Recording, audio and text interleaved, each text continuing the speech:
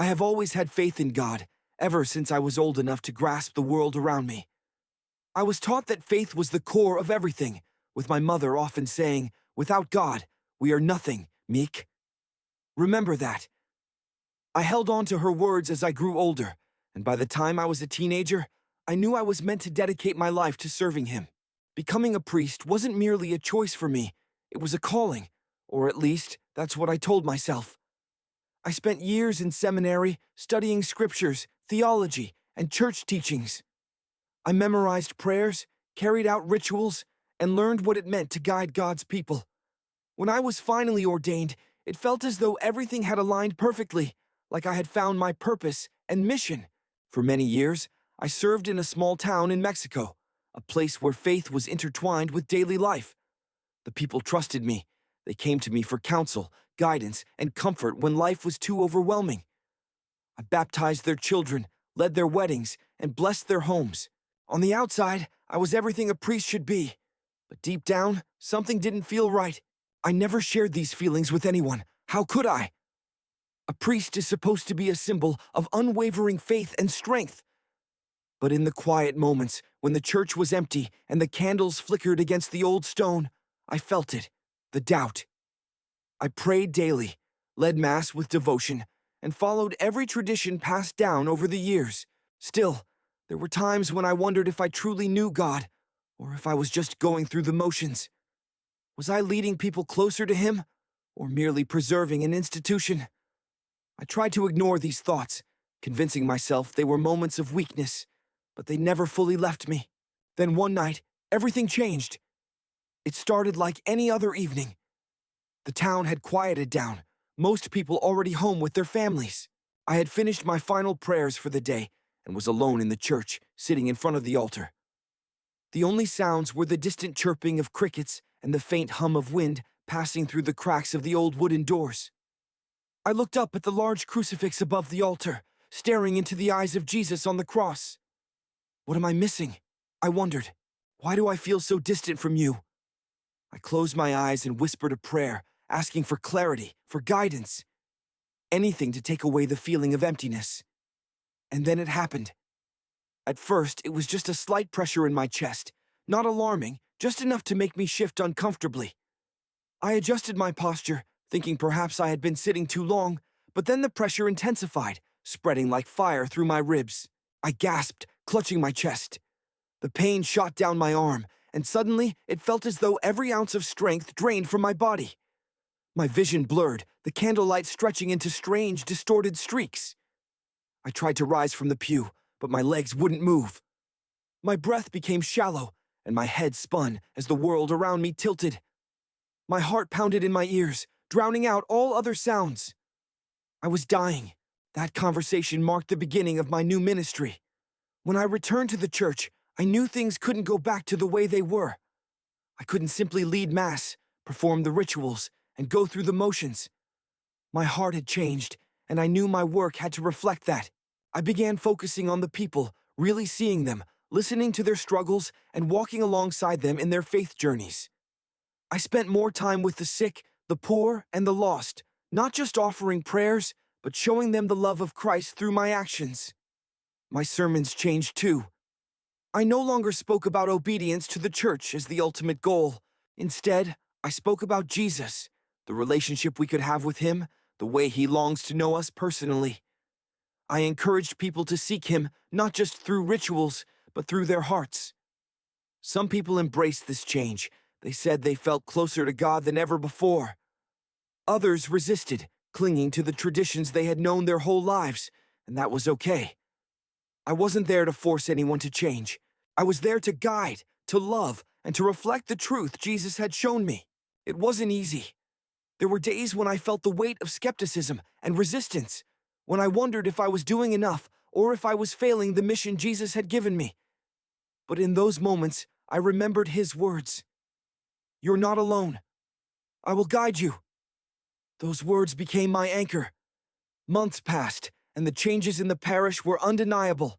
People who had once felt disconnected from their faith began to find new meaning in their relationship with God. Families grew closer, neighbors became more compassionate, and the church became less of a building and more of a community. As for me, I found a peace I had never known before. The doubts that had once haunted me were gone, replaced by a quiet confidence in the love of Christ. I no longer measured my worth by my role as a priest or by how well I performed the rituals. I knew now that my worth was in Him, and that was enough.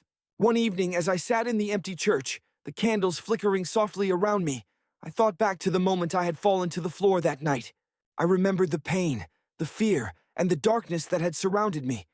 But more than that, I remembered the light. The overwhelming, radiant light of His presence. Faith, I realized, was never meant to be about titles or traditions.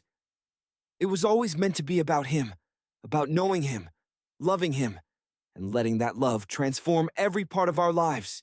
As I knelt before the altar, I whispered a quiet prayer, not for myself, but for the people I had been called to serve. Lord, help me to show them what You have shown me. Help me to lead them to You. And in that moment, I felt His presence again, as real and as powerful as it had been that night. I knew then that I was exactly where I was meant to be, doing exactly what I had been called to do. The realization hit me hard. My body was shutting down right here, in the very place I had dedicated my life to serving, and I was alone, with no one to call for help. The journey wasn't over, but I was ready for whatever came next. I reached out, my fingers brushing against the altar, as though touching it might somehow keep me anchored here. But my strength was fading quickly. My knees buckled, and I collapsed onto the cold tile floor. My head hit the hard surface, but I barely noticed. All I could feel was the crushing weight in my chest and the burning in my lungs as I struggled to breathe. I wanted to call out, perhaps a final prayer, maybe just a cry for help, but no words came. The edges of my vision darkened, my thoughts slowed like a fading echo. And then everything became still. No pain, no sound, just nothing. I don't know how long I was there, suspended in that emptiness. It could have been seconds, minutes, or hours. Time didn't exist in that space. Then slowly something changed. A strange sensation washed over me, like I was being lifted. Not physically, but in a way I had never experienced before. I became aware of the room again, but not as I had known it. It was as if I was seeing it from a different perspective. That's when I saw myself, lying on the floor, completely still. My body was lifeless beneath me. I wasn't in it anymore. That was when I realized I was dead. The moment everything went black. I expected that to be the end. My mind was empty, my body numb, as though all the weight, the pain, the noise of life had vanished in an instant. But what followed was beyond anything I could have imagined. At first, I felt a faint sensation, like I was floating in water, weightless and detached. Slowly, the darkness around me began to shift, revealing something else. I didn't have a body, not in the way I understood it, but I could feel myself moving, rising. The sensation was strange, as if I were being pulled upward by an invisible force. I didn't resist. I wasn't even sure I could. That's when I saw myself again, lying on the cold church floor, motionless. My body looked fragile, like a discarded shell. My arms were limp at my sides, and the faint glow of the candles flickered across my pale face. I could even see the small smear of blood on the ground where my head had struck the floor. It was surreal. There I was, looking at myself, yet I wasn't afraid. I should have been panicking, but I felt nothing but a strange calm, as though the chaos of the world had been left behind. I hovered there, watching the scene below, unable to move closer or farther. The church around me felt different too. It wasn't just the perspective, it was the atmosphere. The warm, familiar sanctuary where I had prayed, preached, and served for so many years now felt foreign. Then I noticed something else, a shadow. It moved just beyond the reach of the candlelight, flickering between the pews. At first, I thought it was a trick of the light, but then I realized it was getting closer, and it wasn't alone. More shadows began to appear, creeping out of the darkness like smoke. They moved unnaturally, their shapes shifting and swirling as they approached. I couldn't see faces or features, only shadows, but I could feel them.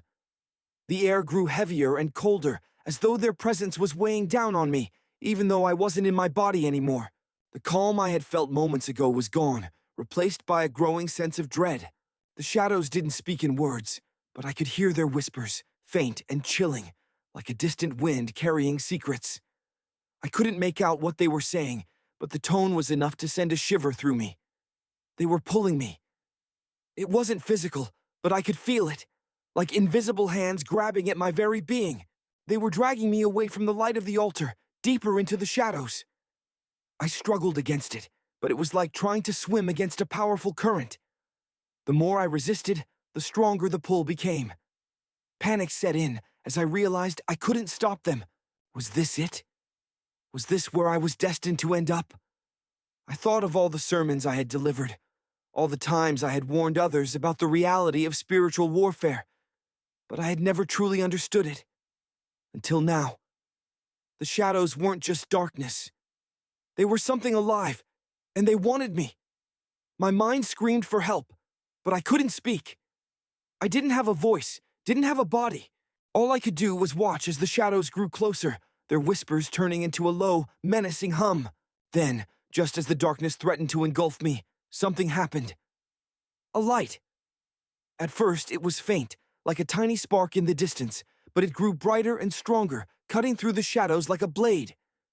The darkness recoiled, and the shadows hissed and retreated as the light expanded. The weight that had been pulling me down disappeared in an instant, replaced by a warmth unlike anything I had ever felt. It wasn't just around me. It was in me, filling every part of my being. The light was overwhelming, but not in a harsh way. It was radiant, pure, and powerful, yet gentle, as if embracing me. I couldn't look away. I couldn't focus on anything else. I was being drawn toward it, but this time, I didn't resist. As I moved closer, the whispers of the shadows faded, replaced by a silence that was almost musical. It was peaceful, calming, yet filled with a sense of anticipation, as though something extraordinary was waiting just ahead. The closer I got, the more I felt it, a presence within the light. It wasn't just light for the sake of light. It was alive, full of love and power, and it was calling to me. For the first time since leaving my body, I didn't feel lost. I didn't feel fear. All I felt was the undeniable pull towards something far greater than myself. And in that moment, I knew this wasn't a mistake. This wasn't a dream. I was being drawn towards something divine, something that would change me forever. The light continued to draw me closer, surrounding me with warmth and peace unlike anything I had ever experienced. As I moved deeper into it, I became aware of a presence so overwhelming, so profound, that I instinctively knew I was approaching something far beyond my understanding. Then I saw him.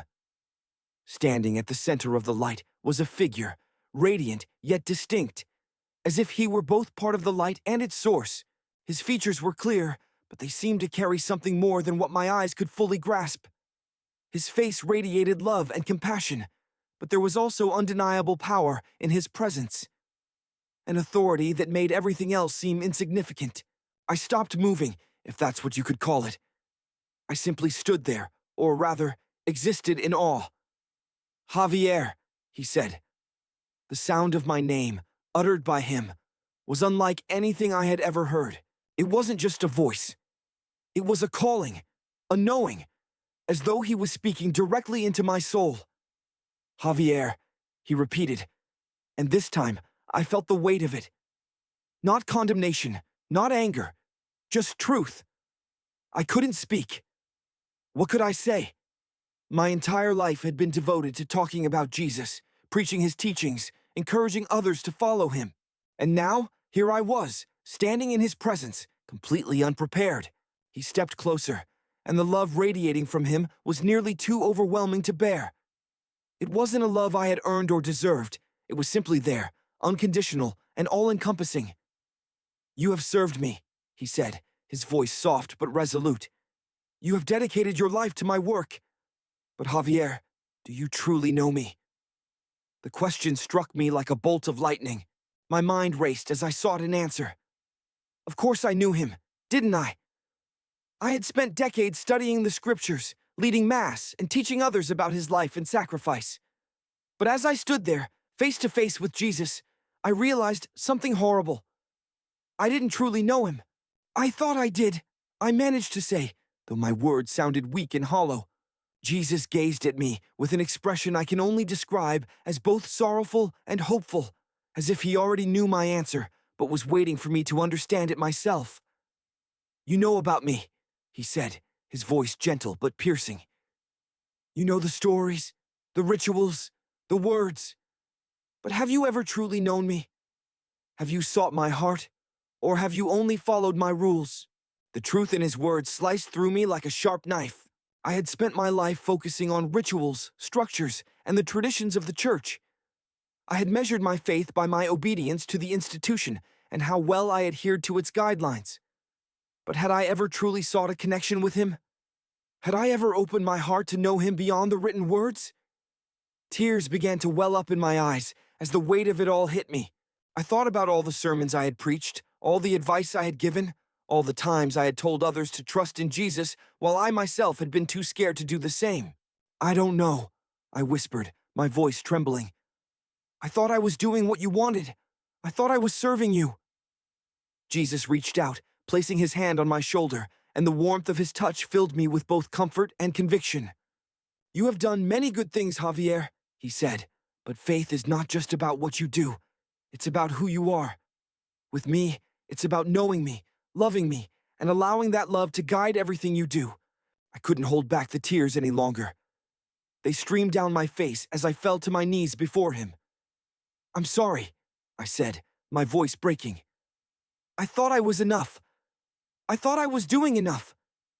But I see now that I was missing the most important thing." Jesus knelt down, bringing his face close to mine, his eyes full of nothing but love. "It's not too late, Javier," he said. "You can know me. You can still walk with me, not just for me."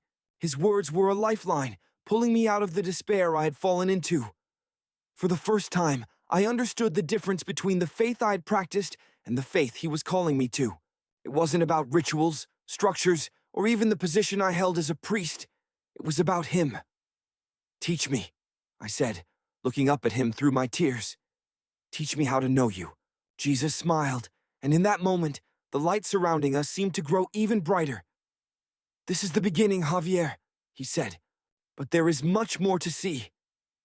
With that, the world around us began to shift again, and I felt myself being drawn deeper into his presence. The light around me changed, becoming richer and deeper, as if it carried layers of meaning I couldn't yet comprehend. Jesus stood before me, his presence unwavering, and I could sense he was about to reveal something significant, something that would transform me forever.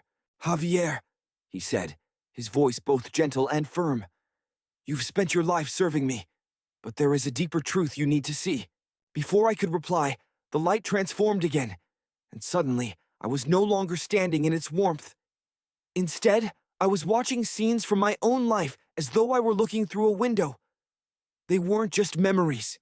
They were moments from my ministry, times when I thought I had been doing God's work. But now, seeing them through his eyes, I noticed things I hadn't seen before.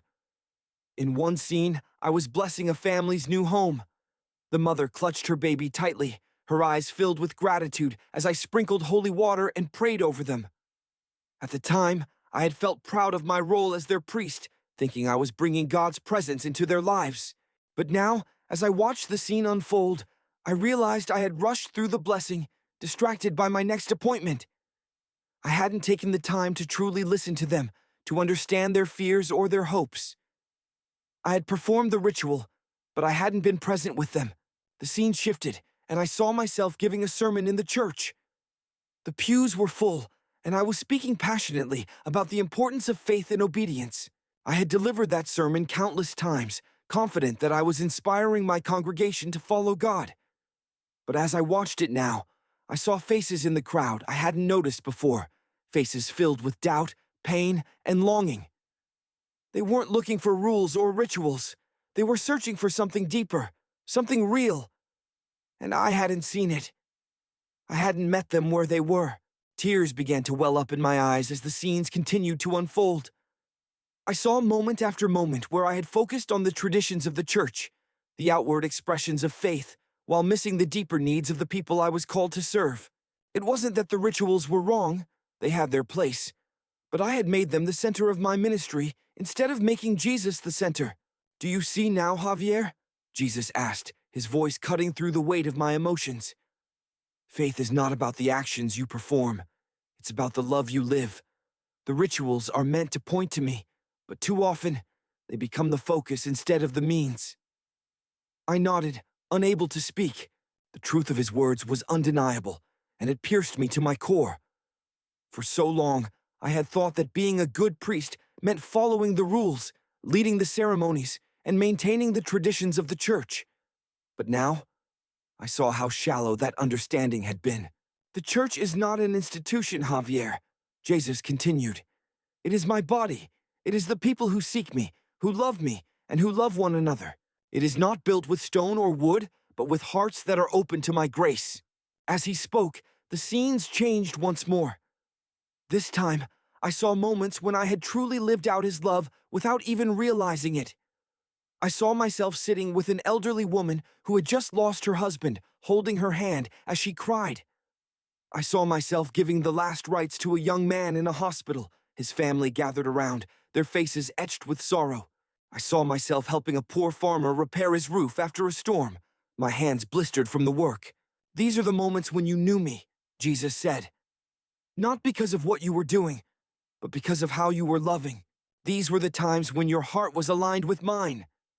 I felt a mixture of awe and shame as I realized the depth of his love and the truth of his words. I watched these moments in awe at how love can bring light into even the darkest times, and I felt shame for how seldom I had let that love lead me completely. For every true connection, there were countless times I had failed, putting the structure of my role above the heart of my mission. Jesus stepped closer, his eyes full of compassion. Javier, I do not condemn you. I know your heart and the burdens you carry, but now you see the truth, and with that truth comes a choice, he said. A choice?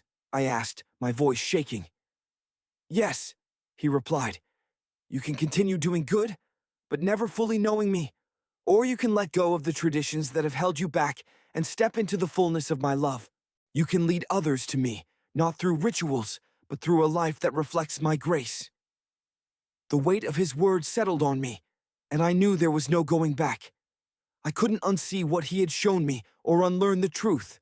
For so long, I had thought my role as a priest was to preserve the church, but now I understood it was about something far more significant, pointing people to Jesus, helping them know him as I was coming to know him. Now, I want to choose you, I said, my voice breaking with emotion. I want to truly know you, to live for you. Jesus smiled, and the light around him seemed to glow even brighter. Then follow me, Javier, and trust that I will guide you every step of the way. As he spoke, warmth filled my chest, and a sense of peace and purpose I had never known before filled me. The doubts, fears, and questions that had haunted me for so long began to fade. They weren't entirely gone, but they no longer controlled me. This was the beginning of something new, something real. The light around us shifted again, and I felt that my journey wasn't over yet. There was more to see, more to understand, but for the first time in my life, I wasn't afraid. I was ready. As the light settled, I stood there, still overwhelmed by everything I had just witnessed. The weight of my life, my choices, my faith, and my doubts pressed on me. But at the same time, there was a sense of clarity. For the first time, I truly understood what had been missing, and my heart longed to hold on to this truth forever.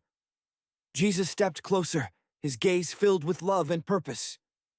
What you have seen here is not just for you, he said. It is for them, for all those who are searching, for those who are lost, and for those who have placed their faith in the wrong things. I nodded, unsure of how to respond, my mind racing with questions. How could I, someone who had spent years focused on rituals and traditions, lead others to something deeper? How could I live up to the truth he had shown me? Jesus seemed to hear my thoughts before I could speak. You are not called to be perfect, he said. You are called to be faithful. It is not your strength that will carry this mission. It is mine. He lifted his hand, and in an instant, the light around us shifted again. Suddenly, I was no longer standing in the calm, radiant space. I was seeing the world, our world, as if from above. It wasn't a vision of physical landscapes or countries, but of hearts, lives, and souls. I saw people everywhere, moving through their routines, their faces filled with quiet despair. Some were burdened by poverty, others by isolation or loss. Many were surrounded by comforts but felt empty inside. The details were different, but the core was the same. A deep longing for something more, something real. I saw churches, some filled with people and others nearly empty. In many of them, the focus was on rituals, the words spoken, the hymns sung, the traditions upheld. But I felt the absence of true connection. It was like a hollow shell, beautiful on the outside, but lacking the substance that gave it meaning. Then I saw something else. I saw moments of genuine faith scattered like small lights across the darkness. A mother praying over her child, a young man choosing forgiveness instead of anger, a stranger offering kindness to someone in need. These moments were simple, often unnoticed by the world, but they were powerful. They carried the essence of what Jesus had been teaching me, that faith is not about grand displays or rigid practices, but about love, humility, and connection. As the vision continued, I felt deep sorrow for the people lost in tradition, who thought following the rules was enough, but had never truly known the love of Jesus. I now understood what he had meant when he said, "It is not too late." These people weren't hopeless. They just needed someone to show them the way. "Do you see, Javier?"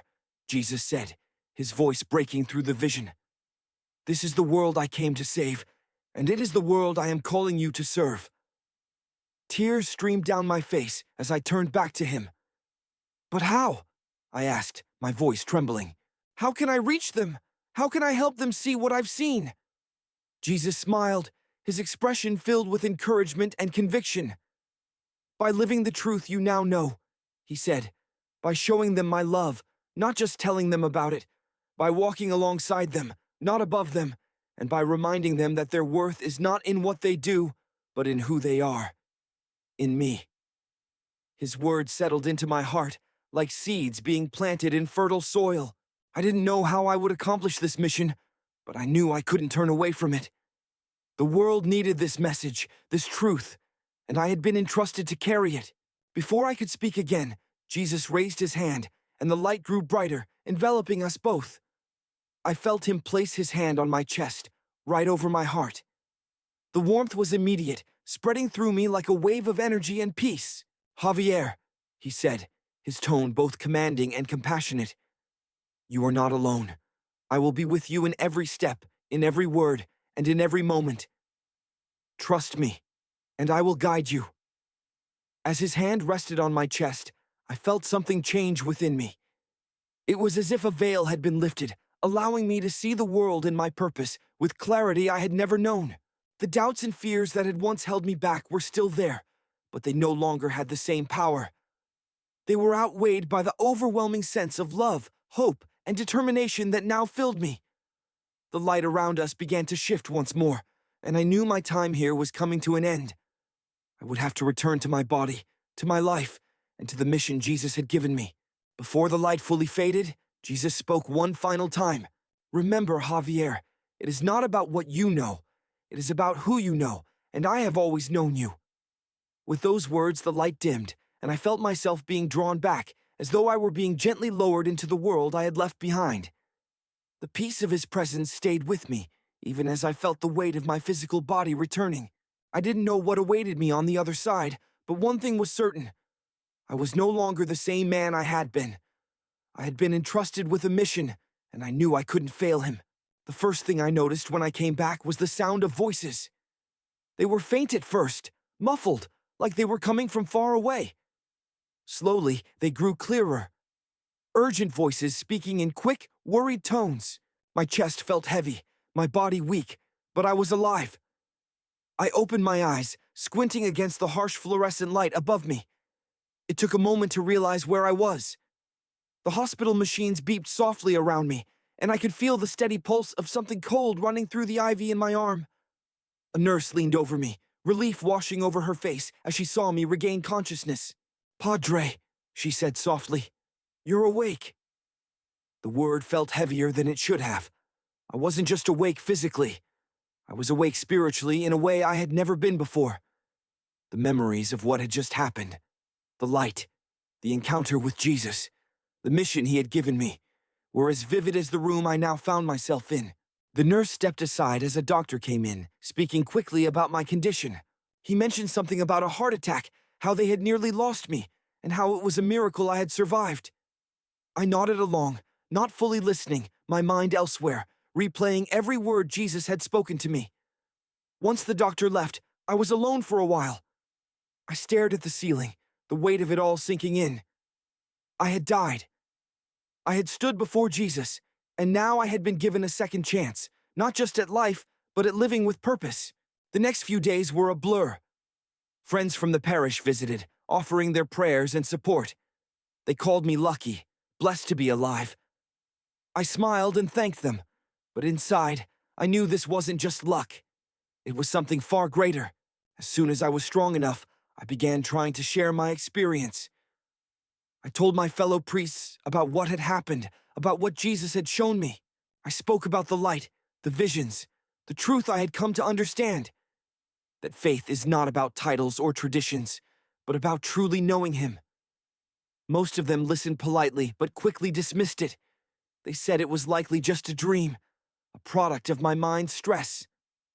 These things happen during near-death experiences, one of them said, his tone gentle but patronizing. Don't read too much into it. But I couldn't ignore it. I knew in my heart that what I had experienced was real. Not everyone was skeptical. A few people, parishioners, and friends listened intently, their eyes filled with wonder. "Padre," one woman said, her voice trembling, "do you think Jesus is really calling us to something different?" "Yes," I told her, my voice steady. "He's calling all of us, not to follow rituals blindly, but to truly know Him, to live with love, humility, and compassion."